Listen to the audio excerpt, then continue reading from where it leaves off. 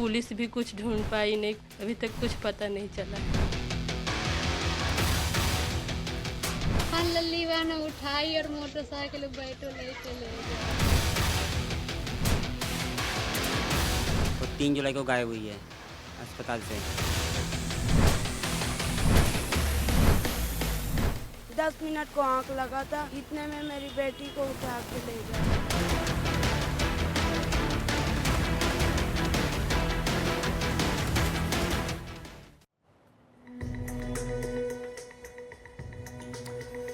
नमस्कार, आप देख रहे हैं एनडीटीवी इंडिया और एनडीटीवी की खास मुहिम लापता बच्चों के साथ मैं हूं अनंत भट्ट। बच्चे परिवार का, समाज का, देश का भविष्य होते हैं, लेकिन ये अनमोल पूंजी खतरे में है।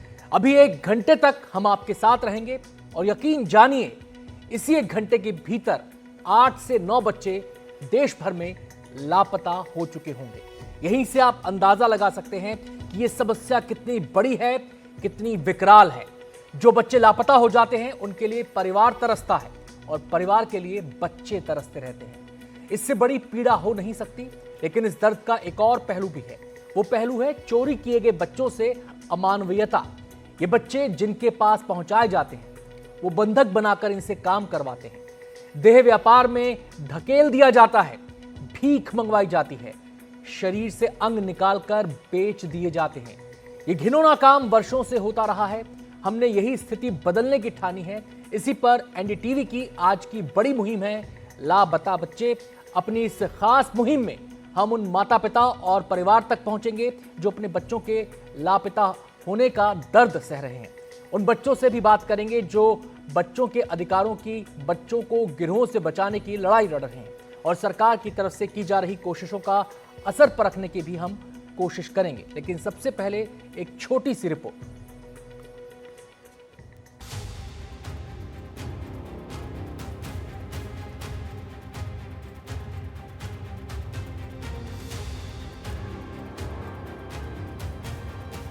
लल्ली वाला उठाई और मोटरसाइकिल बैठो ले चले गए।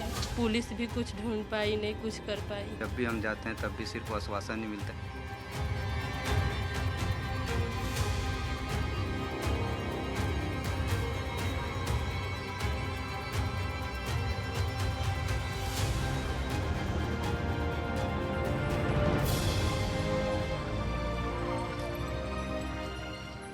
एनडीटीवी आज पूरे दिन आपको दिखा रहा है एक ऐसा कार्यक्रम जो सिर्फ एक विशेष अभियान नहीं बल्कि एक संघर्ष है। हम मानते हैं कि ये एक लंबी लड़ाई भी है जिसकी आज हमने शुरुआत कर दी है। शुरुआत उन मासूमों के लिए जो हमारे बीच से गायब हो गए और लौटकर घर नहीं आए क्योंकि उनके बचपन की बोली लगा दी गई। आज इस कार्यक्रम में हम सामने लाएंगे बच्चा चोरी और चाइल्ड ट्रैफिकिंग का वो अंधेरा सच जिसे नजरअंदाज कर दिया गया। जानेंगे उस दलदल भरे रास्ते के बारे में जिसमें एक बार फंस जाने के बाद मासूमों का निकलना लगभग असंभव हो जाता है। हम मिलवाएंगे आपको उन माँ बाप से जिनकी आंखें आज भी दरवाजे की ओर टिकी हैं। पुलिस भी कुछ ढूंढ पाई नहीं, कुछ कर पाई, अभी तक कुछ पता नहीं चला है। जब भी हम जाते हैं तब भी सिर्फ आश्वासन ही मिलता है, लेकिन उसके ऊपर कोई प्रगति नहीं मिलती कि हमने कुछ किया, कुछ देखा, कुछ जाना। सामान लल्ली वाला उठाई और मोटरसाइकिल बैठो ले चले गए। कितने साल, कितनी उम्र थी बच्ची की? 1.5 साल की। अब हम आपको उस सिस्टम का हाल भी दिखाएंगे जो कभी कामयाब तो कभी लाचार नजर आता है। और इसी के साथ देश भर में मौजूद एनडीटीवी के रिपोर्टर्स आपको ले चलेंगे उन जगहों तक जहां लगती है बच्चा मंडी। आज सवाल सिर्फ ये नहीं है कि बच्चे कहां गए, सवाल ये भी है कि ऐसी खबरें हमारी संवेदना को झकझोरती क्यों नहीं। आइए मिलकर खोजें, मिलकर लड़ें और मिलकर आवाज उठाएं। 24 घंटे बहुत ज्यादा नहीं होते जब सवाल होता है आपके बच्चों की सुरक्षा का।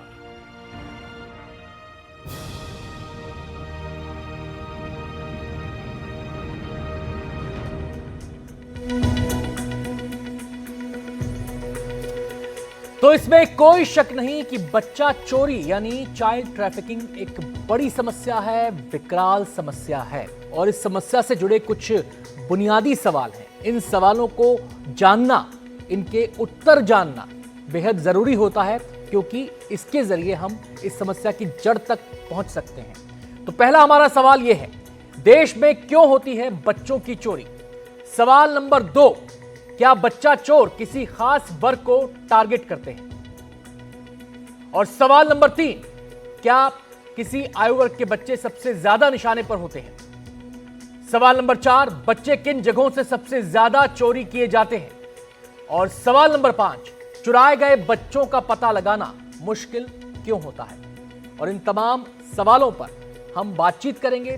खास मेहमानों का पैनल हमारे साथ मौजूद रहेगा, लेकिन उससे पहले एक और रिपोर्ट हम आपको दिखाते हैं। बच्चा चोरी से जुड़े जितने सवाल हैं, उन्हीं सवालों की बुनियाद सुप्रीम कोर्ट की फटकार और निर्देशों पर टिकी। दरअसल 2 साल पहले बच्चा चोरी के कुछ मामले सामने आए। उत्तर प्रदेश से जुड़े ज्यादातर मामलों में इलाहाबाद हाई कोर्ट आरोपियों को जमानत दे देता है।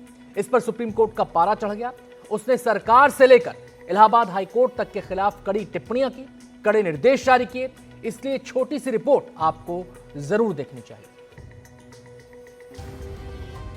वैसे तो ये आदिदेव महादेव की आदि नगरी है, लेकिन सदियों पुराने इस शहर में ऐसे हैवान भी हैं जो फुटपाथ के किनारे रात गुजारने वालों को निशाना बनाते हैं और उनकी गोद से उनके सपने चुरा ले जाते हैं। 14 मई 2023 की ऐसी ही एक रात वाराणसी के रविंद्रपुरी इलाके में कूड़ा बीनने वाला संजय अपने परिवार के साथ सड़क किनारे सो रहा था। इसी बीच बदमाशों ने मौका पाकर उसके 4 साल के बच्चे को अगवा कर लिया। पुलिस ने बाद में बच्चे को बरामद कर लिया। इस मामले में 14 आरोपियों को गिरफ्तार किया गया। निचली अदालत ने सबकी जमानत अर्जी खारिज कर दी। हाईकोर्ट ने इनमें से 9 आरोपियों को जमानत दे दी। इसके खिलाफ गुड़िया नाम के एक एनजीओ ने सुप्रीम कोर्ट में अपील की। हाई कोर्ट ने उनके जमानत को दे दिया।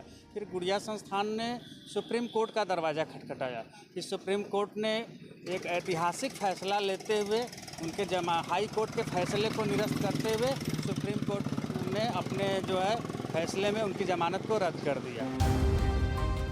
गुड़िया संस्थान ने सुप्रीम कोर्ट का दरवाजा खटखटाया।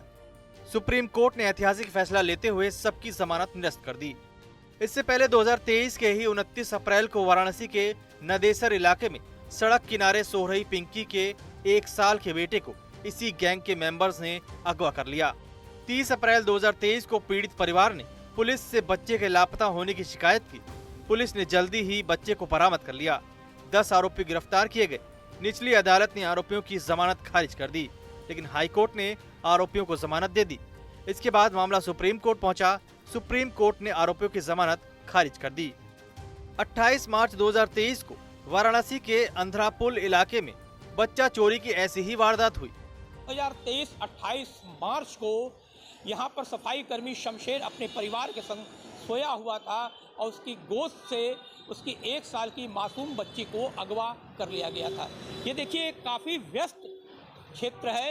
इस समय फ्लाईओवर के नीचे यहीं पर जो दिहाड़ी मजदूर होते हैं, सफाई कर्मी होते हैं और जो कूड़ा बीनने वाले, ये लोग का आश्रय स्थल कहीं नहीं है, तो यहीं पर सोते हैं। और 28 मार्च 2023 को यहीं पर शमशेर अपने परिवार के संग सोया हुआ था। जब सुबह उसकी नींद खुली तो देखा उसने कि उसकी गोद में उसकी 1 साल की मासूम बच्ची नहीं है। पुलिस ने इस मामले में 10 आरोपियों को गिरफ्तार किया। मामला अलग अलग अदालतों से होता हुआ सुप्रीम कोर्ट तक पहुंचा। सुप्रीम कोर्ट के निर्देश पर पुलिस और प्रशासन हरकत में आया। वाराणसी पुलिस ने 2 साल बाद कोलकाता से बच्ची को बरामद कर लिया। वाराणसी में 2023 में हुए बच्चा चोरी की तीनों मामले को मिलाकर सुनवाई करते हुए आरोपियों को हाई कोर्ट ने कड़ी फटकार भी लगाई और बेहद कड़ा फैसला भी सुना दिया।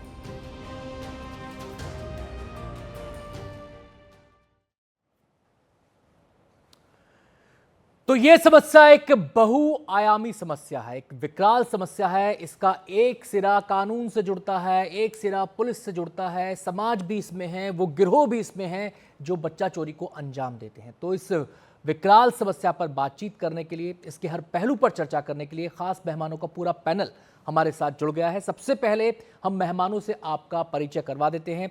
आमोद कंठ साहब हमारे साथ जुड़ गए हैं, जो कि आईपीएस ऑफिसर रहे हैं और एक बच्चों से जुड़ी एक एनजीओ चलाते हैं, प्रयास नाम की। आमोद जी, बहुत बहुत स्वागत है आपका। इसके अलावा सुप्रीम कोर्ट की सीनियर एडवोकेट अपर्णा भट्ट जी हमारे साथ जुड़ गई हैं इस मुद्दे पर चर्चा करने के लिए। अपर्णा जी, आपका भी बहुत बहुत स्वागत है। रणविजय कुमार सिंह जी हमारे साथ हैं, जो कि एसपी सिटी रहे हैं मुरादाबाद के। इसके अलावा मनीष शर्मा, सदस्य एसोसिएशन ऑफ वॉलंटरी एक्शन। सभी मेहमानों का बहुत बहुत स्वागत है। और मेरा पहला सवाल, और बड़ा ही बुनियादी सवाल आमोद कंठ साहब आपसे है, वो ये कि इस देश में बच्चे चोरी ही क्यों होते हैं? अभी जो मैं क्लिपिंग्स आपकी देख रहा था, उस क्लिपिंग्स के अंदर मुझे लगा कि एक ख़ास ढंग के बच्चों की बात हो रही है। ऐसे बच्चे जो बहुत गरीब परिवार के साथ हों, जो कि कहीं ना कहीं दिल्ली में भी सड़क के किनारे पाए जाते हैं, पुल के नीचे यहाँ वहाँ, और जो असुरक्षित होते हैं पूरी तरह। और इनकी संख्या भी कम नहीं है, बहुत ज़्यादा है। लेकिन जब हम चाइल्ड ट्रैफिकिंग की बात करते हैं, तो चाइल्ड ट्रैफिकिंग एक लंबे सवाल से जुड़ा हुआ है, जिसकी चर्चा आज हम कर रहे हैं। और करीब करीब आप ये समझें कि 1 लाख से अधिक बच्चे जी गायब हो जाते हैं इस देश में, भारतवर्ष में 1 साल के अंदर। और ऐसा माना जाता है कि इनमें से अधिकतर बच्चे ऐसे हैं जिनको अगवा किया जाता है, जिनको कि इनकी ट्रैफिकिंग होती है। एक तो ये नंबर बहुत बड़ा है, मिसिंग चिल्ड्रन का बहुत बड़ा नंबर है, और अधिकतर बच्चे उसमें ट्रैफिक बच्चे होते हैं। दूसरा जो है वो चाइल्ड लेबर के तौर पे देखिए, जो पहले इमोरल ट्रैफिक प्रिवेंशन एक्ट हुआ करता था, उस कानून के अंदर कॉमर्शियल सेक्स के लिए लड़कियों को या बच्चों को उठाया जाता था, रेड लाइट एरियाज में ले जाया जाता था। वो अभी भी है, लेकिन उससे बहुत बड़ी समस्या वो हो गई है जहाँ की करोड़ों की संख्या में चाइल्ड लेबर भारतवर्ष में हैं, अलग अलग जगहों पे। और उन गरीब इलाकों से, उन गरीब प्रदेशों से जहाँ के पॉवर्टी भी है, ज़रूरत भी है, वहाँ से इन बच्चों को उठाया जाता है और वहाँ लेके जाया जाता है जहाँ इस ढंग की इंडस्ट्री चल रही है। मैं मिसाल के तौर पे बता दूँ आपको, राजस्थान से बिहार, आपको सुन के आश्चर्य हुआ, चूँकि राजस्थान के बच्चे दिल्ली में पाए जाते हैं बहुत बड़ी संख्या में, और वैसे बच्चे भी हैं जिनकी चर्चा आप कर रहे थे जी। लेकिन करीब करीब 4000 बच्चे राजस्थान से बिहार वापस किए गए, क्योंकि ऐसा माना जाता है कि जयपुर शहर में और उसके आसपास 50,000 ऐसे बच्चे हैं जो इंडस्ट्रीज़ में, बिजनेस में काम करते हैं। उनमें से बिहार गवर्नमेंट और राजस्थान गवर्नमेंट मिल करके, वॉलंटरी ऑर्गेनाइजेशंस मिल करके, प्रयास ने उसमें बड़ा लीडिंग रोल प्ले किया और 4000 बच्चे वहाँ से रेस्क्यू किए गए। 80% बच्चे उनमें ऐसे थे जो बिहार के थे। तो इस ढंग से पूरे देश में बच्चों का व्यापार चल रहा है और बहुत बड़ी संख्या में बच्चों की ट्रैफिकिंग हो रही है।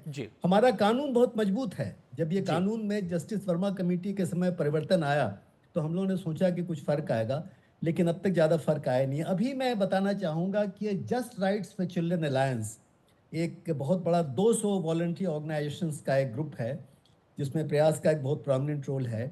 इसमें हम लोग चाइल्ड अब्यूज़ के बच्चे जो ऐसे ट्रैफिक्ड होते हैं, उनमें कोई 4,500 बच्चों को अभी जो है उनमें बचाया गया है और कोई उसमें 4.5 करोड़ रुपए भी कंपनसेशन दिलाए गए हैं। और चाइल्ड मैरिजेस भी बहुत बड़ी संख्या में हो रहे हैं। आपको सुन के आश्चर्य नहीं होगा कि करोड़ों में बच्चों की शादी हो जाती है, और वैसे बच्चे भी ट्रैफिक बच्चे होते हैं। और हरियाणा या तमाम जगहों पर ऐसे बच्चे ले जाए जाते हैं, लड़कियों को खास तौर पे, और उन लोगों की जबरन शादी हो जाती है। और ऐसे बच्चों में अभी जो कैंपेन चलाया, उस कैंपेन में को 10,000 बच्चों को चाइल्ड मैरिज से बताया गया। अभी तुरंत मुझे खबर मिली थोड़ी देर पहले कि रक्सौल और जो बिहार और नेपाल का बॉर्डर है, वहाँ पे कोई 574 बच्चे जो हैं, एक नेटवर्क क्रिएट किया गया था। इस नेटवर्क में आयुर्वेदिक नेटवर्क कंपनी कहते हैं, उसमें 574 बच्चे उसमें फंसा लिए गए थे। और खैर एसएसबी को हम की तारीफ करना चाहते हैं, वहाँ के ऑर्गेनाइजेशंस की हम तारीफ करना चाहते हैं कि उन बच्चों को वहाँ से रेस्क्यू किया गया। ये तो जो हमारे पास आज मैं मोटी बात कहना चाहूँगा, फिर विचार होगा, अपर्णा है, कानून की बात भी करेंगी, लेकिन आज हमारे पास कानूनी दृष्टिकोण से कोई कमी नहीं है। जुवेनाइल जस्टिस एक्ट में, child and adolescent labour prohibition regulation act में, और जो कानून हमारा ट्रैफिकिंग के संबंधित है, सबों में हमारे पास कानूनी दृष्टिकोण से हम सक्षम हैं। लेकिन बच्चों की इतनी बड़ी संख्या है, 3-3.5 करोड़ बच्चे ऐसे हैं जो कि सड़क के बच्चे हैं, कामकाजी बच्चे हैं, गरीबी से पीड़ित बच्चे हैं, वो सभी हमारे विक्टिम्स हो जाते जी। हैं। आपने कई वजह बताई जिनकी वजह से चाइल्ड ट्रैफिकिंग होती है, बच्चों की चोरी की जाती है। इसमें आप बता पाएंगे कि प्रतिशत किसका ज़्यादा होता है? टारगेट पर लड़कियां ज़्यादा रहती हैं, टारगेट पर लड़के ज़्यादा रहते हैं, टारगेट पे छोटे बच्चे ज़्यादा रहते हैं, टारगेट पर दुधमुहे बच्चे ज़्यादा रहते हैं? इस बारे में आप स्पेसिफाई कर पाएंगे हमें? सबसे बड़ी संख्या आप सच पूछिए तो उन बच्चों की होती है जिनका एज ग्रुप करीब करीब 9-10 साल से लेकर के जी। और 15-16 साल तक के बच्चे होते हैं। जी। और वो बच्चे अधिकतर चाइल्ड लेबर की वजह से उनको अगवा किया जाता है। जी। और जैसा मैंने आपको बताया कि मिसिंग चिल्ड्रन की संख्या में यही एज ग्रुप है, 8-10 से लेकर के और 15-16 साल के एज ग्रुप में ज़्यादा होते हैं। लड़कियों की संख्या उतनी ज़्यादा नहीं होती है, लड़कों की संख्या बहुत ज़्यादा होती है, क्योंकि उनको सही टारगेट ग्रुप माना जाता है। मैं आता हूं सर आपके पास, मुझे रणविजय जी का यहाँ पर रुख करना होगा क्योंकि समय कभी हमें ध्यान रखना होगा अपनी बातचीत में। रणविजय जी, क्या बच्चा चोर किसी खास वर्ग को टारगेट करते हैं? आपकी जो इन्वेस्टिगेशन है, आपके पास जो ऐसे मामले सामने आते हैं, क्या उससे निकल कर सामने आता है? देखिए, हम लोग का जो भी अभी तक फील्ड एक्सपीरियंस रहा है और जो हमने गाजियाबाद में जब ऑपरेशन स्माइल हम लोगों ने लॉन्च किया था और उस ड्राइव में बहुत सारे बच्चे हम लोगों ने रेस्क्यू कराए थे और फैमिली से रीयूनाइट किया था। उसमें हम लोगों ने देखा कि जो छोटे बच्चे होते हैं जिनकी उम्र लगभग 3 साल, 4 साल, 5 साल की होती है, वो बेसिकली मेनली जो ट्रैफिकर्स होते हैं उनके टारगेट में होते हैं। जो आपने बच्चा चोर गिरोह का नाम लिया, बेसिकली वो ऐसे बच्चों को टारगेट करते हैं। जी। इसके अतिरिक्त जो हम लोगों ने लगभग 300 बच्चों को रेस्क्यू करके उनके फैमिली से रीयूनाइट किया था, जी, उसमें हम लोगों ने देखा था कि वो ऐसे बच्चे थे जो सर अभी का बता रहे थे, जिसमें 9-10 साल के बच्चे से लेकर के 13-14 साल के बच्चे तक, जी, वैसे बच्चे विभिन्न कारणों से अपना घर छोड़े थे। उसमें सबसे ज्यादा जो हम लोगों ने देखा था, आउट ऑफ 322 जो बच्चे हमने पहले रिकवर किए थे, उसमें से 90 बच्चे घर के प्रताड़ना से, घर की डांट से भागे थे। जी। और उसी प्रकार और भी कुछ रीजन थे, लेकिन उसमें ट्रैफिकिंग एज सच स्टार्टिंग में नहीं था। जी। जैसे कि बच्चे अपना घर छोड़ के भाग गए या वहां बाहर घर से निकले, कहीं कोई रास्ता पकड़ लिया, किसी को मुंबई जाना है, कोई कहीं किसी को घूमने जाना है, मतलब तरह तरह के कुछ ऐसे उनके दिमाग में चीज आई जिससे उन्होंने स्वतः अपने घर को छोड़ा। लेकिन उसके बाद वो कहीं ना कहीं रास्ते में ट्रैप हो गए। ये चीज हम लोगों ने खूब देखा कि जैसे बच्चे यहाँ से स्टेशन पे गए, वहां से कुछ इस तरह के जो ट्रैफिकर्स हैं उन लोग के ट्रैपिंग में आ गए। जैसे कुछ दिल्ली चले गए, दिल्ली में कुछ ऐसे गैंग्स हैं जो रेलवे स्टेशन वगैरह पे एक्टिव रहते हैं। हम लोगों ने देखा उस समय कि बहुत सारे इस तरह के जो गैंग्स हैं ट्रैफिकर्स के। मैं आता हूं सर आपके पास। अपर्णा जी का यहाँ पे मैं रुक करूंगा। जैसे अमोद सर ने कहा अपर्णा जी कि कानून काफी सख्त है, फिर लगाम क्यों नहीं लग पाती है? मैं इससे आपका सवाल का जवाब देने से पहले आई वांट टू ऐड एक और बहुत इम्पोर्टेंट मुद्दा, क्योंकि आप बार बार मिसिंग चिल्ड्रन की संख्या दिखा रहे हैं। मिसिंग चिल्ड्रन एक फ्रैक्शन है चाइल्ड ट्रैफिकिंग में, ठीक है। और क्योंकि सुप्रीम कोर्ट के डायरेक्शन है बचपन बचाओ आंदोलन के केस में कि अगर कोई बच्चा हद से ज़्यादा, कोई मतलब कुछ दिन के ज़्यादा मिसिंग होता है, फिर पुलिस को आदेश है कि वो केस को वो ट्रैफिकिंग केस की तरह इन्वेस्टिगेट करे। इसलिए मिसिंग चिल्ड्रन का संख्या इसके लिए इम्पोर्टेंट है। लेकिन आपका जो पूरा जो अभी जो हम लोग बैठ रहे हैं, जिसके बारे में बात कर रहे हैं, वो चाइल्ड ट्रैफिकिंग है। और आपने एक और सवाल रखा था कि चाइल्ड ट्रैफिकिंग कैसे बच्चों को किया जाता है, लड़के को ज़्यादा किया जाता है, लड़कियों को ज़्यादा किया जाता है। ये इम्पॉर्टेंट है हमको समझना, वो चाइल्ड ट्रैफिकिंग किस लिए हो रही है। अगर मान लो कोई ट्रैफिकर चाइल्ड लेबर के लिए ट्रैफिक कर रहा है, तो उसमें शायद लड़के की संख्या ज़्यादा हो। अगर मान लो आज जैसे आपके केस, गुड़िया का जो केस का आपने दिखाया, अगर उसमें देखा था हमने वो अडॉप्शन के लिए ट्रैफिकिंग कर रहे थे, तो वो उसका अलग संख्या होता है। अगर मान लो कि वो चाइल्ड सेक्सुअल अब्यूज मटेरियल बनाने के लिए या प्रोस्टिट्यूशन के लिए बना रहे, तो उसमें लड़कियों को ज़्यादा वो टारगेट करते। तो एंड आजकल नए जो ट्रेंड्स आए हैं, जो हमने रिसर्च में देखा है, एक फोर्स क्रिमिनलिटी, जिसमें बच्चे को ट्रैफिक किया जा रहा है ताकि वो किसी और के ऊपर अत्याचार करे। जैसे आप अभी साइबर क्राइम्स की बात कर रहे हैं, जहाँ पे फोन्स आते हैं, वहाँ पे बच्चे को इस्तेमाल करते हैं, बिकॉज ट्रैफिकर्स को मालूम है कि हमारे कानून है जुवेनाइल जस्टिस एक्ट, जो बच्चे की प्रोटेक्शन के लिए बनी है। वहाँ पे बच्चे के लिए जो कन्विक्शन, जो ऑफेंसेस जो होता है बच्चे के खिलाफ, उनका प्रोसिक्यूशन ज़्यादा मतलब इतना सख्त नहीं है, क्योंकि वो बच्चे हैं। जी। उसको फायदा उठाने के लिए लोग बच्चे को ट्रैफिक करते, उसे क्राइम पाते। अपर्णा जी, मुझे थोड़ा सा आपको इंटरप्ट करना पड़ेगा क्योंकि समय की कमी। एक फटाफट सवाल मनीष जी से भी लूंगा। मनीष जी, अपनी बात थोड़ा संक्षेप में कहिएगा। आप ये जो सवाल यहाँ पर मेरा आपसे मैं सवाल करना चाहता हूँ कि बच्चा चोरी के जो मामले हैं, क्या देखा गया, आपका क्या अनुभव रहा है कि किन जगहों से बच्चे ज्यादा चोरी होते हैं? नमस्कार सभी को। देखिए, मैं अपने अनुभव के आधार पर कह सकता हूँ कि अगर गर्ल्स की हम बात करें तो 3 जगह हम लोग जो है बहुत सारे रेस्क्यू ऑपरेशंस कराए हैं और बहुत सारे एक्शंस हुए हैं लॉ एनफोर्समेंट एजेंसी के साथ। वो है सोर्स एरिया, डेस्टिनेशन और ट्रांजिट। जी। सोर्स एरिया की अगर मैं बात करूं, खासकर जो लड़कियां, ट्राइबल्स लड़कियां हैं, जैसे कि वेस्ट बंगाल हो गया, झारखंड हो गया, उड़ीसा है, छत्तीसगढ़ है, आसाम के जो ट्राइबल एरियाज हैं, वहां से लड़कियों की ट्रैफिकिंग की संख्या बहुत ज्यादा है। जी। डेस्टिनेशन में आपका महानगर हो जाते हैं, दिल्ली, मुंबई वगैरह। कुछ एरिया ऐसे भी जो सोर्स भी है, डेस्टिनेशन भी है। और इसके अलावा जो देखने में आता है, जो ट्राइबल लड़कियों को लेकर के आ रहे हैं जी, वो खास करके डोमेस्टिक हेल्प के लिए आ रहे हैं। लेकिन नॉर्थ ईस्ट की लड़कियां या नेपाली लड़कियों की जो ट्रैफिकिंग हो रही है वो फोर्स्ड मैरिज के लिए हो रही है, वो स्पा वगैरह के लिए हो रही है, वो ब्रोथल के लिए हो रही है। और बच्चों की जो अगर ट्रैफिकिंग की अगर मैं बात करता हूँ तो इनमें बहुत सारे बच्चों को चाइल्ड लेबर के लिए ट्रैफिकिंग करके लाया जाता है। आता हूं मनीष जी आपके पास आगे भी चर्चा को हम आगे बढ़ाएंगे। आपने आदिवासी इलाकों का जिक्र किया और वहीं से जुड़ी एक रिपोर्ट यहां पर हम अपने दर्शकों को दिखाना चाहते हैं। और ये रिपोर्ट कहा कि ये रिपोर्ट है झारखंड की, जहां मानव तस्करी एक बड़ी समस्या है। मानव तस्कर वहां के भोले भाले लोगों को नौकरी दिलाने का झांसा देकर बड़े शहरों में लाते हैं, फिर बेच देते हैं। हर साल हजारों आदिवासी लड़के लड़कियां, खासतौर पर नाबालिग लड़कियां, इसी तरह दिल्ली और दूसरे बड़े शहरों में लाई जाती हैं और जुल्म का शिकार होती हैं। हमारे संवाददाता हरिवंश शर्मा की ये रिपोर्ट देखिए।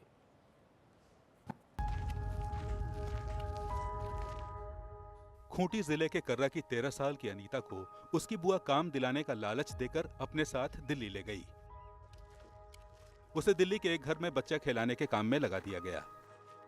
दिया सेवा नाम के एनजीओ ने उसे वहां से रेस्क्यू तो करवा लिया, लेकिन अब भविष्य क्या होगा इस मासूम को नहीं पता। मेरा उम्र 13 था, यहाँ से ले गए थे कि काम करेगी और पढ़ाई भी करेगी, चलो वहाँ, ऐसा बोल कर ले गए थे। और ले गई तो मेरी फूआ लगती थी, वहाँ ले गए। फिर उसके बाद हमको बच्चा खिलाने का काम दिया था। क्या करना चाहती हैं, क्या बनना चाहती हैं? पढ़ना चाहते हैं और कुछ बनना चाहते हैं। अनीता झारखंड की न तो पहली लड़की है, न इकलौती लड़की है जिसे काम के बहाने रिश्तेदार या करीबी दिल्ली जैसे महानगर में ले गए हों और वहां प्रताड़ित किया गया हो। इस राज्य की सैकड़ों लड़कियां हर साल बड़े सपने लेकर जाती हैं। कुछ प्रताड़ित होकर लौट आती हैं तो कुछ हमेशा के लिए लापता हो जाती हैं। इसे इस राज्य की गरीबी कहें, बेरोजगारी कहें या फिर जागरूकता का अभाव, जिसकी वजह से आसानी से यहाँ की आदिवासी लड़कियां मानव तस्करी का शिकार हो जाती हैं।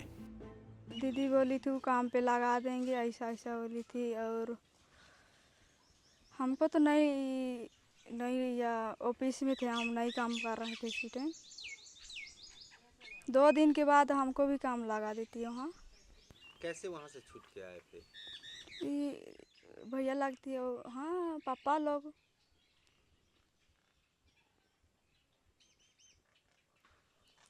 पापा लोग क्या किए? केस किया तो लेकर आया उधर से।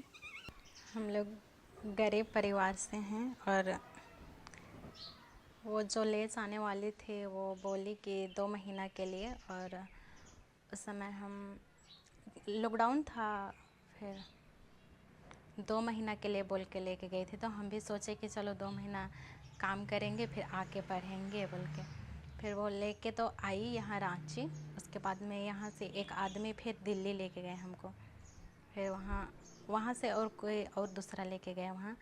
और हमको लगा कि 2 महीना के लिए रहना है वहाँ पे, तो सोचे कि क्यों ना हम खुद का खर्चा उठाएं, घर का, मजबूर ना बने बोल के। फिर वहाँ 2 महीना के बाद हमको पता चला कि यहाँ हमको बेचा गया है और पैसा लिया गया है मेरा। तो फिर हम घर में कॉल किए और बताया बाबा को कि हमको यहाँ बेच दिया गया है। फिर जहाँ हम रहते थे वहाँ का पूरा एड्रेस हम बताए घर वालों को। फिर बाबा थाना में जाके केस दर्ज किए। फिर उसके बाद में हमको लेने गए 2 महीना बाद। फिर आए हम यहाँ। यहाँ ग्रेजुएशन करने के लिए डोरंडा कॉलेज आ गए रांची। यहीं अब तो रेंट में ही रहते हैं। मम्मी पापा पढ़ा रहे हैं, वैसे पढ़ रहे हैं। झारखंड में मानव तस्करी के खिलाफ अभियान चलाने वाली लक्ष्मी बाखला कहती हैं कि मानव तस्करी झारखंड में एक बड़ी समस्या है। सच्चाई ये है कि आपने जैसे अभी कहा कि हजारों लड़कियां गायब है, मिसिंग है, और बहुत कम परसेंट, मतलब 100% में मेरे को लगता है कि 1 to 2% ही मामले जो हैं थाने तक पहुंचते हैं। और उसका एक कारण भी है कि शिक्षा का अभाव है, या बहुत सुदूर इलाके में रहते हैं और उन्हें समझ नहीं आ पाता कि हमको मदद कहाँ से मिलेगी। यहाँ से लड़कियाँ जाती हैं, घर के काम में तो लगा ही जाता है, प्लस जो अपने साथ लेके जाते हैं, जो ट्रैफिकर, मेल ट्रैफिकर, सबसे पहले तो वो उनको अपने हवस का शिकार बनाते हैं ताकि ये मजबूर हो जाए कि यहाँ से भाग न पाए, या तो डराने के लिए, मजबूर करने के लिए। ऐसे कोई लड़की उनके हाथ से नहीं बचती है जो यहाँ से जाती है और उनके हवस का शिकार ना हो। ये तो बहुत गलत होता है लड़कियों के साथ। बीते वर्षों में बड़ी संख्या में झारखंड के बच्चे बच्चियों को देश के अलग अलग महानगरों में बेचा गया। इनमें सबसे ज्यादा ऐसी हैं जिन्हें दिल्ली में बेचा गया। वहां इनके साथ सालों साल तक यौन हिंसा होती है, घरेलू काम भी लिए जाते हैं, बदले में पेट भर खाना भी मुश्किल से मैसर होता है। जीने का अधिकार हर किसी को है, लेकिन एक तबका ऐसा है जो चंद सिक्कों के लिए सपने दिखाकर पहले बच्चों को शिकार बनाता है, फिर उनसे सपने और जीने का हक दोनों छीन लेता है। झारखंड के खूंटी से हरिवंश शर्मा की रिपोर्ट। तो इस समस्या का ये भी एक पहलू है जिसका जिक्र हमारे जो खास मेहमान हैं उन्होंने भी एक चर्चा के दौरान किया था शुरुआत में। तो सुप्रीम कोर्ट की फटकार है, बच्चा चोरी रोकने के लिए सरकार की नीतियां हैं, कानून हैं, फिर भी बच्चे चोरी हो रहे हैं। इसलिए अब कुछ और बड़े सवालों का हम रुख करेंगे। सवाल नंबर 1 जो यहां पर हमारा है वो ये है, बच्चा चोरी रोकने की सरकारी नीति असरदार क्यों नहीं है? क्या बच्चा चोरी रोकने के लिए सख्त कानून की जरूरत है, यानी कि कानून को क्या और सख्त किया जाए? सवाल नंबर 3, पुलिस के पास मामलों की जांच के लिए क्या पर्याप्त संसाधन होते हैं? और सवाल नंबर 4, क्या पुलिस को बच्चा चोरी रोकने की खास ट्रेनिंग दी जाती है? सवाल नंबर 5, बच्चा चोरी रोकने में समाज की क्या भूमिका हो, या केवल सरकार के भरोसे ही बैठा जाए? सबसे पहले मैं अपर्णा जी का ही यहां पर रुख करना चाहूंगा। अपर्णा जी, सरकार की नीति है बच्चा चोरी के खिलाफ, सख्त नीति है, लेकिन असरदार क्यों नहीं है? मामले रुक क्यों नहीं पाते हैं? इस पर आपका क्या कहना है? देखो, इसका क्यों नहीं रुकता है, it's a very complicated question. उसका जवाब भी वेरी कॉम्प्लिकेटेड, लेकिन मैं संक्षेप में अगर बोलूँ तो एक ट्रैफिकिंग और ट्रैफिकर्स ने ये समझ लिया है कि उनको एक डिमांड केटर करना है, उसमें पैसा बहुत मिल रहा है, और जो हमारी कानून जिस तेज़ी से चलती है उससे कई ज़्यादा तेज़ी से ट्रैफिकर्स की काम चलती है। एंड आजकल सिंस वी हैव टेक्नोलॉजी से वो लोग और भी तेज़ काम कर पा रहे, अपना मुंह छुपा के काम कर पाते हैं, दे यूज नेटवर्क्स, और पैसे भी आराम से एक्सचेंज हो जाते हैं। ये सब दिक्कतें आ रही है फॉर द इन्वेस्टिगेशन। एक चीज़ ये है। दूसरी चीज़, और जहाँ पे मैं सोचती हूँ ट्रैफिकिंग, मेरी दिस इज माई एक्सपीरियंस, मैं अपनी पर्सनल एक्सपीरियंस के हिसाब से बता रही हूँ, this is my personal opinion also, कि ट्रैफिकिंग जो मुद्दा है इसको जितने सीरियसनेस से लेना चाहिए उतनी सीरियसनेस से हमारी लॉ एनफोर्समेंट शायद नहीं लेती है। मैं किसी एक आदमी को दोष नहीं देना चाहती हूँ, लेकिन जो प्रायोरिटाइजेशन जो होना चाहिए ट्रैफिकिंग का, उसका शायद नहीं होती है। आता हूँ मैडम आपके पास। रणविजय जी का मैं यहाँ पे फटाफट रुख करना चाहूँगा, जो कि एसपी सिटी मुरादाबाद है। रणविजय जी, क्या पुलिस के पास संसाधनों की जो मौजूदगी है वो पर्याप्त है, या इसमें और कुछ किए जाने की आवश्यकता है? नहीं, देखिए, फ्रैंकली स्पीकिंग, जिस तरह से अभी लगभग कुछ ही जगहों पर AH2 थाना बनाया गया है जी, जहां का मेन फोकस रहता है कि हम केवल जो ट्रैफिक्ड लोग हैं, बच्चे हैं, उनको हम रिकवर करें, उसका इन्वेस्टिगेट करें, और जो लोग उसमें इन्वॉल्व हैं उसके खिलाफ उसको अच्छे तरह से प्रोसिक्यूट कराएं। वो लोग तो हैं ही, और जो डेली हमारी लॉ ऑर्डर में जो पुलिस लगी हुई है, या जो कॉमन क्राइम में जो इन्वेस्टिगेशन में पुलिस लगी हुई है जी, ये सभी लोग के पास थोड़ा सा टाइम का अभाव जरूर होता है।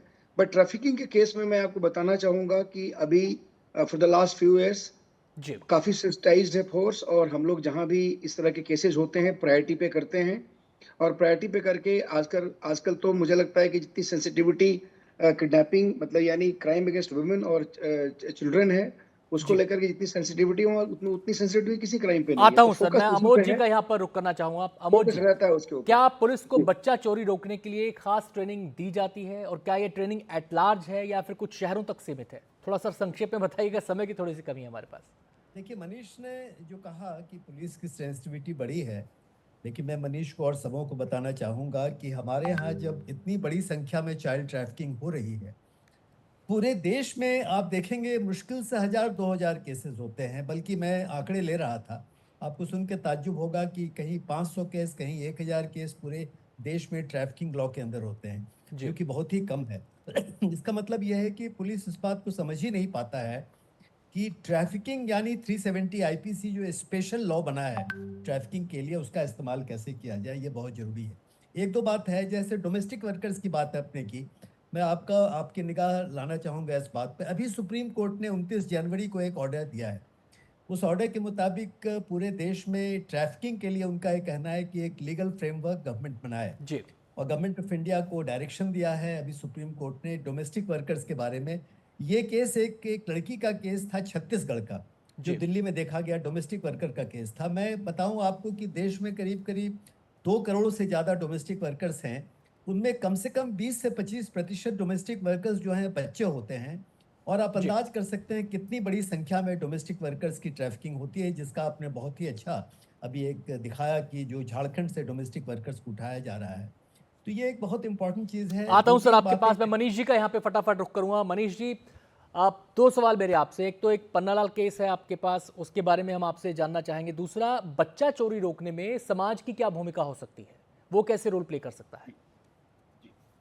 देखिए, जैसा कि आपने भी पन्नालाल महतो वाले केस का जिक्र किया, और इसके पहले आमोद सर भी बता रहे थे कि ज़्यादातर बच्चे खासकर डोमेस्टिक हेल्प के लिए महानगरों में लगाए जाते हैं, और दिल्ली में भी हम लोगों ने हजारों की संख्या में लड़कियों को रेस्क्यू कराया। मैं आपको बताऊं 2007 या 8 में जब पन्नालाल महतो के अगेंस्ट हम लोगों को एसोसिएशन फॉर वॉलंटरी एक्शन को एक कंप्लेंट मिलती है कि इसकी यहाँ करीब 27 से 28 लड़कियों को ट्रैफिकिंग करके रात में लाया गया। नेक्स्ट डे हम लोग लोकल पुलिस की हेल्प से जब वहाँ रेड करने जाते हैं, तो दुर्भाग्य से पन्नालाल वहाँ से निकल के चला जाता है, पर उसके बहुत सारे रिकॉर्ड्स हमारे हाथ लग जाते हैं। तो करीब 12 से 13 लड़कियां भी हमको वहाँ रेस्क्यू करने को मिल जाती हैं। और ये बात मैं बता रहा हूँ क्योंकि दिल्ली में उस टाइम शकूरपुर करके एक जगह है ब्रिटानिया चौक के पास, ये हब होता था, सबसे ज़्यादा प्लेसमेंट एजेंसी यहीं चलाए थे लोग, और यहीं से पूरे देश भर में लड़कियों की सप्लाई की जाती थी। खैर, उसके बाद पन्नालाल हमारे सामने से निकल गया, हम लोग उनको आइडेंटिफाई भी नहीं कर पाए। बाद में किसी ने बताया कि जो भागा तेजी से 5-6 लोग, उसमें से एक पन्नालाल भी था। हम लोग पन्नालाल के पीछे लगातार लगे रहे, पुलिस को इन्फॉर्मेशन देते रहे। फाइनली 16 एफआईआर के बारे में हमें पता चला कि उसके अगेंस्ट में 16 एफआईआर रजिस्टर्ड हैं झारखंड में और देश के अलग अलग हिस्सों में। फाइनली एक दिन एनआईए ने उसको हमारी हेल्प से हमने बहुत सारा इनपुट्स दिया, लोकेशन भी हम लोग शेयर करते रहे, केस के बारे में ही बताते रहे। और आपको जानकर ये आश्चर्य होगा कि पन्नालाल महतो को जो रिकॉर्ड था लगभग 5000 लड़कियों का, उससे बड़ा ट्रैफिकर मुझे नहीं मिला कोई। 5000 लड़कियों का रिकॉर्ड उस पर था, जिसमें से बहुत सारी लड़कियों के बारे में आज तक किसी को नहीं पता। एनआईए ने उसको इन्वेस्टिगेट किया। आज की जो इन्फॉर्मेशन मेरे पास है, अभी भी पन्नालाल रांची की जेल में बंद है। एनआईए के केसेस में उसने और ईडी ने उसकी करीब समाज की भूमिका भी हम समझेंगे जी, समाज की भूमिका भी हम समझेंगे ऐसे मामलों में कि वो कैसे अपना रोल प्ले कर सकता है इस पर बंदिश लगाने के लिए। लेकिन उससे पहले हम अपने संवाददाता की एक और रिपोर्ट आपको दिखाएंगे। बच्चों का लापता होना देश के लिए किसी दंश से कम नहीं है, इसे जैसे भी संभव हो रोका जाना चाहिए। इसी दिशा में काम कर रहे हैं दिल्ली पुलिस के एएसआई अजय झा। ड्यूटी खत्म होने के बाद जहां ज्यादातर लोग अपने घर का रुख करते हैं, वहीं अजय लापता बच्चों की तलाश में निकल पड़ते हैं। आइए देखते हैं यह खास रिपोर्ट। हर दिन 24 घंटे की ड्यूटी के बाद जब दिल्ली पुलिस के एएसआई अजय झा वर्दी उतारते हैं और अपने वीक ऑफ की तरफ बढ़ते हैं, तो उनका एक नया मिशन शुरू होता है। ये मिशन है मिलाव, खोए हुए मासूमों को उनके घर तक पहुंचाने का। पिछले 1.5 साल में अजय अब तक 200 से ज्यादा मानसिक रूप से अस्थिर बच्चों को खोजकर उनके परिजनों तक पहुंचा चुके हैं। जो बच्चे जिनकी मानसिक स्थिति ठीक नहीं होती वो कई शेल्टर होम में रहते हैं, मैं वहाँ जाता हूँ, उन बच्चों से मिलके उनकी काउंसलिंग करता हूँ, क्योंकि ऐसे बच्चों से मेरे को बात करने का एक्सपीरियंस है, क्योंकि मैं खुद ये चीज़ मैं 14 साल से मैं अपने बच्चे की काउंसलिंग करा रहा हूँ। तो वैसे बच्चों से बात करता हूँ, फिर जो भी हिंट देते हैं उस हिंट से फिर मैं अपने पूरे एफर्ट्स लगाता हूँ। और भी दिल्ली से बाहर कई स्टेट्स में मैंने अपने क्या कहते हैं लोगों से जान पहचान बना रखी है, तो वो सब भी मेरी हेल्प करते हैं। ये सभी बच्चे मानसिक रूप से अस्थिर हैं। इन बच्चों के साथ कोई भी अनहोनी हो सकती है, लेकिन उससे पहले ही अजय बच्चों को उनके घर पहुंचा देते हैं। अजय बच्चों को सबसे पहले सुरक्षित स्थान पर लेकर जाते हैं, खाना पानी देते हैं और फिर सोशल वेलफेयर डिपार्टमेंट और चाइल्ड हेल्पलाइन की मदद से उनके परिवार की तलाश शुरू करते हैं। कई बार इस प्रक्रिया में हफ्तों लग जाते हैं, लेकिन अजय धीरज नहीं छोड़ते। 24 घंटे की ड्यूटी रहती है, उसके बाद मेरा 2 दिन का रेस्ट होता है। उस रेस्ट में फिर मैं सुबह निकल जाता हूँ, या फिर जैसे किसी का फ़ोन आ गया कि भाई हमारा ये बच्चा मिस हो गया है, थोड़ा इसको तलाश कर दीजिए, तो फिर मैं निकल जाता हूँ अपने मिशन पे दोबारा। जब एक माँ अपने खोए हुए बच्चे को गले लगाती है तो सिर्फ एक परिवार नहीं बल्कि एक समाज भी जुड़ता है उस इंसानियत से जो अजय जैसे पुलिस वालों में जिंदा है। 15 साल की प्रियांशी को अजय जब उनके घर लेकर आए तो माँ बेटी एक दूसरे से लिपटकर खूब रोए। प्रियांशी ना तो बोल सकती है न सुन सकती है, फिर भी अजय ने हिम्मत नहीं हारी। सर ने बताई तो पता लगो, तो इन्हें सर ने दी ढूंढ के। कंप्लेन की थी? हाँ कंप्लेंट की। और सर ही ढूंढ के लेकर? हाँ सर ही ढूंढ के लाए। 15 साल का राजकुमार जुलाई 2024 से लापता था। खेलते खेलते कावड़ियों के साथ शामिल हो गया और भटक गया।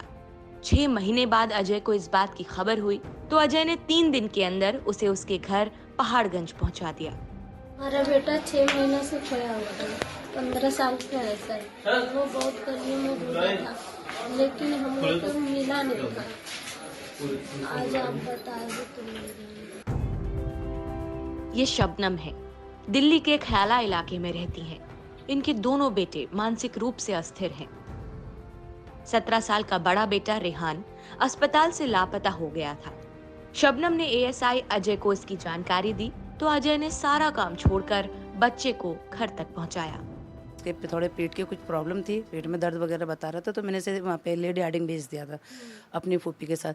ये वहाँ से निकल गया, बाथरूम करने गया था, लेकिन जो हॉस्पिटल में वैसे भी डोर होते इधर उधर गलियाँ होती है ना, ये रास्ता भूल गया और ये वहाँ से मेन गेट से निकल गया बाहर। अजय बताते हैं कि उनके साथ मिलाप नाम की मुहिम में कई लोग जुड़े हैं, लेकिन आर्थिक तौर पर वो एक 1 मैन आर्मी ही है। सपोर्ट तो कोई भी नहीं है अभी तक। ये मैं अपनी मतलब इच्छा से ही करता हूँ, अपनी जेब से ही पैसे खर्च होते हैं, अपने जो मेरी सैलरी उसमें से खर्च करके करता हूँ।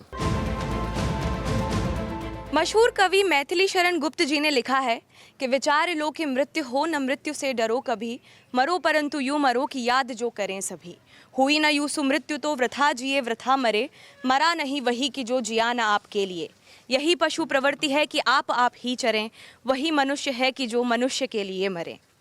अजय झा जी जैसे लोग हमें ये याद दिलाते हैं कि इंसानियत वर्दी से बड़ी है और ऐसी कहानी समाज को एक नया रास्ता देने के काम आती है।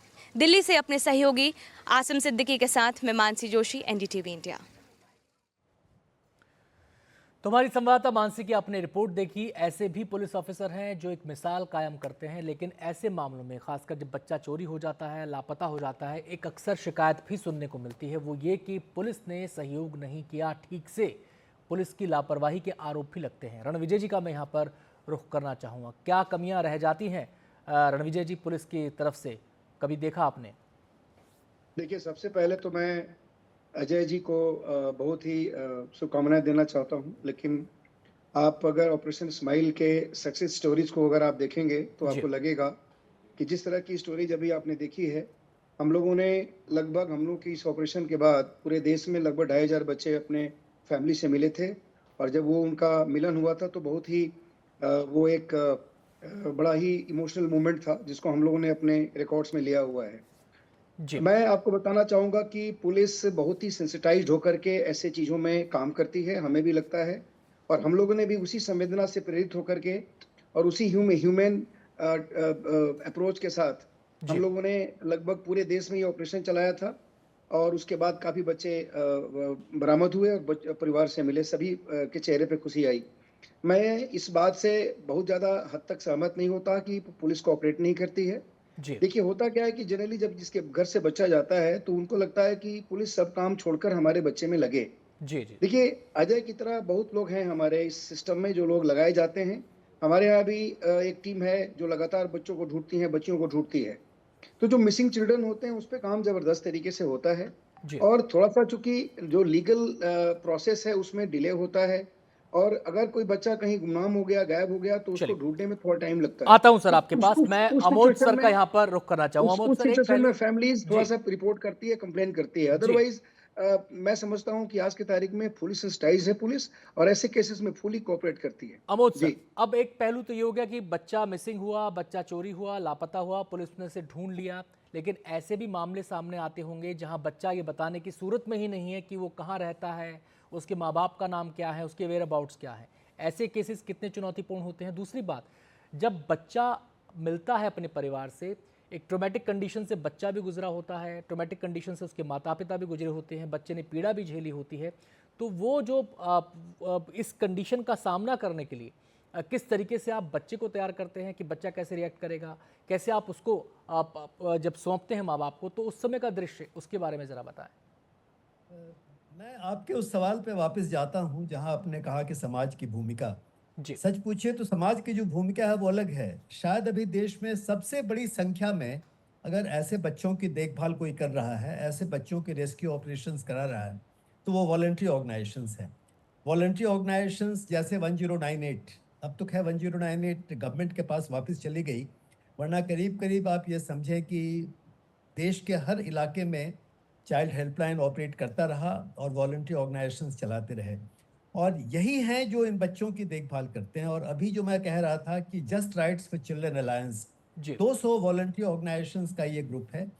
और अभी एक्सेस टू जस्टिस प्रोजेक्ट के अंदर जो है, जिसमें प्रयास भी शामिल है, बचपन बचाओ आंदोलन शामिल है, जितने बड़े ऑर्गेनाइजेशन, छोटे ऑर्गेनाइजेशन देश के शामिल हैं, वो लोग मिल करके कम से कम 10,000 बच्चों को रेस्क्यू किया होगा, 10,000 बच्चों को सपोर्ट किया होगा, और ये बहुत बड़ा ये काम चल रहा है। और आप इस बात को सही कह रहे हैं कि एक जिस ढंग का ट्रॉमा ये बच्चे सफ़र करते हैं, जिस ढंग के ट्रॉमा से निकलते हैं, उस ट्रॉमा से बचाने की बहुत बड़ी जिम्मेवारी सरकार के अलावा वॉलंटरी ऑर्गेनाइजेशंस की होती है, और वो इस ट्रॉमा को वो रोकते भी हैं। देखिए, एक बात मैं आपको स्पष्ट कर दूं, जो चूंकि मनीष बात कर रहे थे, रणविजय बात कर रहे थे, मेरे पुलिस के पुराने कलीग हैं सारे के सारे। देखिए, पुलिस को इस बात को समझने की आवश्यकता है कि ये तमाम केसेस ट्रैफिकिंग के केसेस हैं, और अभी सुप्रीम कोर्ट के ऑर्डर की वजह से अब साल में करीब करीब 40 हज़ार के आसपास केसेस किडनैपिंग, एब्डक्शन के केस होते हैं जो बच्चों से संबंधित होते हैं, जो केस पहले रजिस्टर नहीं होते थे। इस बात की आवश्यकता है कि हम चाइल्ड लेबर लॉज के अंदर, जुवेनाइल जस्टिस एक्ट के अंदर, ट्रैफिकिंग का जो मेन लॉ है उसके अंदर हम केस रजिस्टर करें और बच्चों को पूरी तरह से डील करने। अपर्णा जी का रुख करना चाहूँगा। अपर्णा जी, अभी रणविजय जी कह रहे थे कि कुछ लीगल फॉर्मेलिटीज़ होती हैं, यानी कि कुछ लूपहोल्स हैं हमारी इस कानूनी व्यवस्था में जिनको दुरुस्त करने की ज़रूरत है। क्या सुझाना चाहेंगे आप? कानून का जो लूपहोल्स है ना, वो तो रहेगा ही। अभी आज की कानून अगर हमें ठीक लगता है, कल नए नए इश्यूज आते हैं तो कानून में कुछ ना कुछ कमियां होती ही है। But my request would be, and मैं किसी जब बोलती हूँ, किसी उदाहरण जब देती हूँ, it is not to pointing out कि पुलिस काम नहीं कर रही है या सरकार काम नहीं कर रही है। ये सब हम सारे इट्स अ कलेक्टिव रिस्पॉन्सिबिलिटी। जब बच्चे की जो ट्रैफिकिंग जो हो रही है, we have to understand demand. जहाँ पे डिमांड है वहाँ पे ट्रैफिकिंग होती रहेगी। अनफॉर्चुनेटली हम काम करते हैं उल्टे तरीके से। That is one thing. आप एक बार सबसे पूछ रहे हैं समाज क्या कर सकती है। एक में ये, क्योंकि आपने गुड़िया का केस का जिक्र किया था शुरुआत में, मैं बताऊंगी वहाँ पे अल्टीमेटली हुआ क्या था। लोगों ने बच्चे को खरीदा था फॉर अडॉप्शन, पालने के लिए। कम से कम इतना तो करे कि बच्चे को अगर आप गोद लेना चाहते, खरीदे ही नहीं। मन that is one big thing as a community society we can do. Don't buy children. अभी हैदराबाद में केस है, बच्चे किडनैप हुए थे, उनको अडॉप्शन किया था। अभी वो माँ बाप जाके कोर्ट में बोल रहे हैं कि हमें उनके साथ अटैचमेंट हो गया, बच्चे हमारे साथ रहने दीजिए। अटैचमेंट तो होगा ही, बट आपने शुरुआत में गलती किया था ना, आपने किडनैप किया, वो किसी और के बच्चा है, उस माँ बाप पे क्या गुजरा। These are all issues that as a community, जी बिल्कुल। अपर्णा जी, आपके पास लौटूंगा। मैं अभी मनीष का यहाँ पे रुख करना चाहूँ। मनीष, आप लंबे समय से इस मुहिम में जुटे हुए हैं, क्या कमियाँ और क्या सुझाव आप देना चाहेंगे कि इस बिंदु पर अगर काम हो तो इस समस्या को हम काफी हद तक कम कर सकते हैं? देखिए, मुझे लगता है कि पहली बात तो ट्रैफिकिंग होनी नहीं चाहिए जी। तो प्रोटेक्शन, प्रिवेंशन, प्रोटेक्शन और प्रोसिक्यूशन पे हम लोगों को ज्यादा काम करने की जरूरत है, जिसमें पंचायतों की भूमिका बहुत इंपॉर्टेंट हो जाती है जी। गांव स्तर पे अगर निगरानी तंत्र बहुत मजबूत होगा तो शायद ट्रैफिकिंग कुछ हद तक हम रोक पाएंगे। नंबर 2, अगर उस प्रिवेंशन मॉडल के बाद प्रोटेक्शन भी नहीं हो पाया और बच्चा निकल गया उस सेफ्टी नेट से, तो इसमें आरपीएफ का रोल बहुत इंपॉर्टेंट हो जाता है। हमारा आरपीएफ के साथ एमओयू है और मैं ये देख रहा हूँ कि बहुत बड़ी संख्या में, इस साल का रिसेंट का अगर मैं एग्जाम्पल दूं 31 मार्च का लास्ट फाइनेंशियल ईयर का, तो आरपीएफ और हम लोगों ने मिलकर के लगभग 4,500 बच्चों को ट्रैफिकिंग से बचाने में हम कामयाब हुए जी। यानी आरपीएफ जितना एक्टिवली काम कर रहा है, अगर और लॉ एनफोर्समेंट एजेंसी इसी तरीके से काम करे। लेकिन जो चैलेंज की बात करूंगा मैं, अगर जैसे आपने कहा आरपीएफ ने अपना काम कर दिया, पर कहीं ना कहीं थोड़ा सा चैलेंज आता है जीआरपी के लेवल पे जी। एफआईआर करने का काम चूंकि स्टेट पुलिस का होता है जी, तो एफआईआर हमें इस पे थोड़ा सा एफआईआर फोकस करना पड़ेगा। जी, बहुत महत्वपूर्ण बातें आपने बताई हैं, बहुत प्रोसिक्यूशन महत्वपूर्ण। लास्ट में कहूंगा, जी, अगर हम प्रोसिक्यूट नहीं करेंगे ऐसे जी लोगों को तो इस मुहिम को, इस बहुत बड़े नेक्सस को तोड़ना हम सबके लिए मुश्किल है और सभी की सामूहिक जिम्मेदारी, सिविल सोसाइटी के साथ साथ समाज के हर एक तबके की जिम्मेदारी बनती है। चलिए, बहुत बहुत शुक्रिया तमाम मेहमानों का हमारे साथ इस चर्चा में जुड़ने के लिए। आपने इस समस्या के विभिन्न पहलुओं पर विस्तार से जानकारी दी और ये भी बताया कि किसकी क्या भूमिका हो सकती है, कैसे कदम उठाए जाएं जिससे कि इस मामलों पर रोक लगे। तो कुछ कहना चाह रहे हैं अमोद सर या रणविजय सर, कुछ कहना चाह रहे हैं? जी, लास्ट कमेंट। मनीष जी, मैं कुछ ऐड करना चाहूँगा जी। जैसा कि अभी हमारे मनीष भाई ने बहुत अच्छे तरीके से बताया कि जो 3 चीज़ें हैं और जो लास्ट आपका क्वेश्चन था कि सोसाइटी का क्या रोल है, मैं बताना चाहूँगा कि जो हम लोगों ने इनिशियल फेज में जितने बच्चे रिकवर किए थे और सबसे हम लोगों ने उसका प्रोफाइल किया था, उस प्रोफाइल में स्पष्ट क्लियर हो गया था कि हमारे फैमिली का, हमारे सोसाइटी का बहुत बड़ा रोल है, जिससे हम ये प्रिवेंशन पार्ट पे काम कर सकते हैं। सेकेंडली, ट्रांजिट में जैसे आरपीएफ का रोल रहा है, उसी तरह से हमारे और रोडवेज वगैरह भी जो हमारी होती हैं, उनको भी हम लोगों ने उस समय सेंसिटाइज किया था कि कोई बच्चा अगर इस तरह से किसी ऐसे आदमी के पास जा रहा है जो एबनॉर्मल तरीके से लेके जा रहा है, उससे पूछताछ करके उसको किया जाए।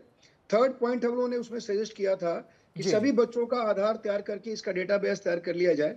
कोई बच्चा कहीं नेग्लेक्टली अगर मिलता है तो उसको हम तत्काल बायोमेट्रिक से पता कर सके बच्चे का एड्रेस क्या है।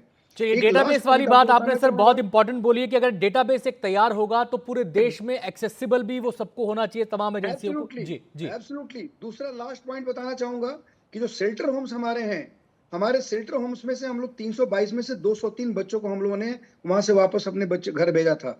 मैं समझता हूं कि शेल्टर होम्स को दोबारा एक बार रिविजिट करने की जरूरत है। जितने सारे हमारे शेल्टर होम्स होंगे वहां पर कम से कम हम सभी लोगों को जाकर के एक बार बच्चों को से बातचीत करके, जैसा कि बता रहे थे अजय कि बच्चे से हम बात करते हैं तो पता चल जाता है कि वो बच्चा कहाँ का है। हम लोगों ने यहाँ तक कि मस्जिद से अनाउंसमेंट करा कर बच्चों को वापस कराया था। तो मुझे लगता है कि शेल्टर होम से बच्चों को वापस अपने घर भेजने का एक बहुत बड़ा मुहिम चलाया जाना चाहिए। बहुत बहुत शुक्रिया रणविजय सर, बाकी सभी मेहमानों का भी शुक्रिया, अपर्णा जी, अमोद जी और मनीष जी, आपका बहुत बहुत शुक्रिया इतने महत्वपूर्ण विषय पर, इतनी गंभीर समस्या पर विस्तार से समझाने के लिए, बताने के लिए और उसके उपाय सुझाने के लिए। अभी एक छोटा सा ब्रेक लेंगे हम, आप देखते रहिए एनडीटीवी इंडिया।